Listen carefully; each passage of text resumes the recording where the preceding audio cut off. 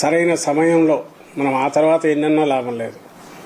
ఆ సమయంలోనే దాన్ని పాయింట్ను రైజ్ చేసి ఆర్ఓ దృష్టికి కానీ తర్వాత కమిషన్ దృష్టికి అవసరమైతే పైకి ఎస్కలేట్ చేసి తీసుకెళ్ళడం అనేది ఎంత అవసరం.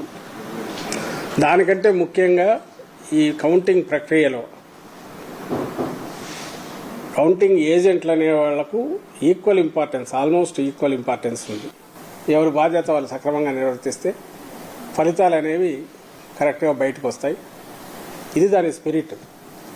ఏదైతే ప్రజాస్వామ్యంలో మనం ఎక్స్పెక్ట్ చేసే ఇది రిజల్ట్ అనేది జెన్యూన్ ప్రజల ఆకాంక్షలను ప్రతిబింబిస్తాయి. ప్రజలు ఏమి ఓటు చేశారో, ఎవరికి బ్లెస్సింగ్స్ ఇచ్చారో అవే బయటకు వచ్చే అవకాశం ఉంటుంది.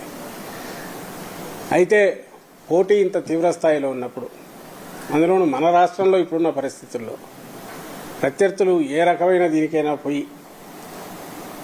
ఎలాంటి కుట్రలకైనా పాల్పడి వాళ్ళ దీనికి తగినట్టు మలుచుకోవడానికి వ్యవస్థల్లో కూడా చొరబడి చేసే అలవాటు ఉన్న ప్రత్యర్థులు మనం ఇక్కడ ఎదుర్కొంటున్న నేపథ్యంలో వాతావరణం కూడా కొంచెం ఇదిగా ఉన్నందువల్ల మనం మోర్ అలర్ట్గా ఉండాలని చెప్తున్నాం.